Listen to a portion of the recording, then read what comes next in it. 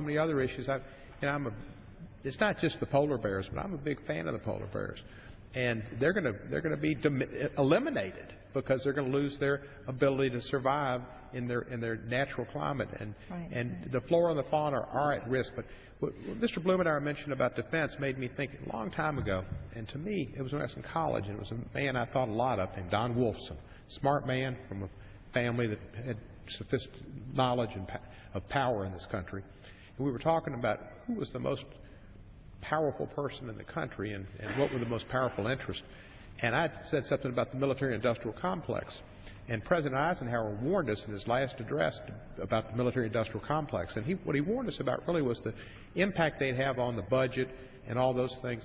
But what he told me, Don Wolfson, he said, but the military-industrial complex is all tied to one thing, and it's oil. That's what it's about.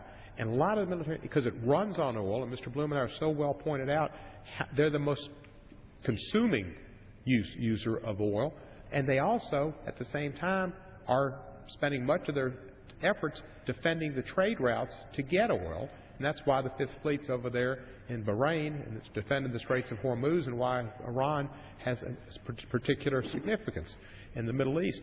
So, it's amazing what President Eisenhower warned us, and I don't know if that was part of his warning, but maybe there was more truth to what he said, and we probably should spend a part of each day reflecting on President Eisenhower's warning about the military-industrial complex and what it has done to our nation, where the budget's really got a great problem. And that all goes back to our dependence on foreign oil. Sure. And if I may add, too, that calls out for continued investment in alternative technologies and energy, from electric vehicles to hybrid vehicles to alternative fuels, solar power, wind power. Bicycling. We need to continue. Bicycles, of course, bicycles. We need to continue that research and investment in those alternative technologies to decrease our dependence on foreign fuel. And one of the things that I want to mention, too, what we have debated here on the floor is how much we're going to spend to clean up after disasters. And that is something that we have debated here on the floor. I want to point out that a recent GAO report for the first time lists climate change as a significant financial risk to the federal government.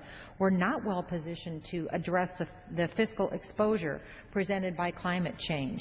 So as a nation, we become too familiar with consequences of waiting until the 11th hour to develop solutions. The time is now to work together to begin to reverse these changes, to develop alternative technologies, to come up with policies that will begin to take on this very serious problem and build our economy at the same time. And even for those who dispute or ignore the scientific evidence of climate change, we can still discuss the economic gains we can make by investing in a clean energy economy and modernizing our infrastructure and seeking energy independence, which is also a national security issue as well, as you mentioned. Absolutely. Those 11 weather disasters last year cost us over $60 billion. And it's creating uncertainty in agriculture. It's creating uncertainty in the business of insurance, where it's more difficult for them to be able to calculate what they're doing. This is more burden on the federal government because in many cases there aren't private alternatives available. It's why we had to create flood insurance. You're touching on an area that has profound economic consequences because of this environmental instability. Right. Mr. Blumenauer, let me ask you this, and we've worked together on the Keystone XL issue.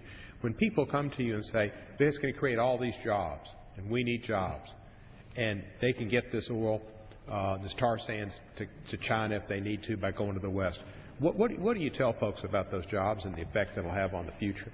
Well, it's very important for us to take a step back and evaluate exactly what the economic employment opportunities are. Because things that we do to rebuild and renew America in a sustainable way. Keystone has a few thousand temporary construction jobs and maybe a handful. I've heard various estimates, a few dozen, a couple hundred permanent jobs.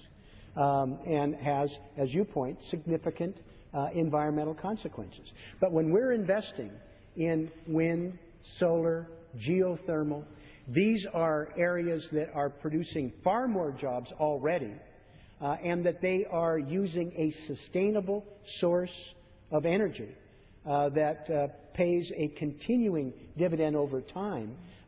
This wind is American. This geothermal energy is American, and it's renewable, and it doesn't cost us anything. And they're Memphis borders Arkansas, and there was some kind of a pipeline problem over there recently. I think it might have been Exxon, but they had a leak, and that's kind of an expensive process. And that's similar to the Keystone pipeline, isn't it? It gives us kind of a warning of what could occur. Well, energy transmission is something that is a part of the broader equation. Pipeline reliability is something that we all need to be concerned about. But more fundamentally, we need to deal with the sources of energy, what is driving them, how we reduce carbon emissions, not how we shift the pieces around. The priority, I think, ought to be sustainable energy, more economic investment, reducing greenhouse gas emissions, not cooking the planet. I recently had my first two grandchildren in a course of a few months. It was interesting to me, some of these dry debates that we have that talk about, well, by 2100, sea levels may rise 3 or 4. That always seemed kind of remote to me until I realized that these two young men, if they live as long as their great-grandmother, will be alive in the year 2100. And what we do as a Congress helps shape the world that they inherit. Absolutely. That's our responsibility. It's why I deeply appreciate both of you being part of this discussion this evening, and why I hope that our Republican friends will join us in an actual debate of these policies, practices, what the choices are, and hopefully it may actually lead to action in the floor of the House for a more sustainable future. I know we join you in that. I also wanted to mention, while you're talking about renewable energy, the great promise of wave energy as well with the coast. And I don't have any grandchildren, but I know you do. Members are reminded to address their remarks to the chair and not to others in the second person. Thank you, Mr. Speaker. I know that Mr. Blumenauer has grandchildren. I don't yet, but we owe it not only to the current generation, but to future generations to take action on these important issues. Thank you, Mr. Speaker. Thank you. I'm prepared to yield back unless my friend from Memphis wants any concluding comment. I just want to thank you for your leadership, and it's been an honor to join you today on the floor, and this issue is important to be addressed. Thank you, sir. Thank you very much. We yield back, Mr. Speaker. Thank you. Under the Speaker's announced policy,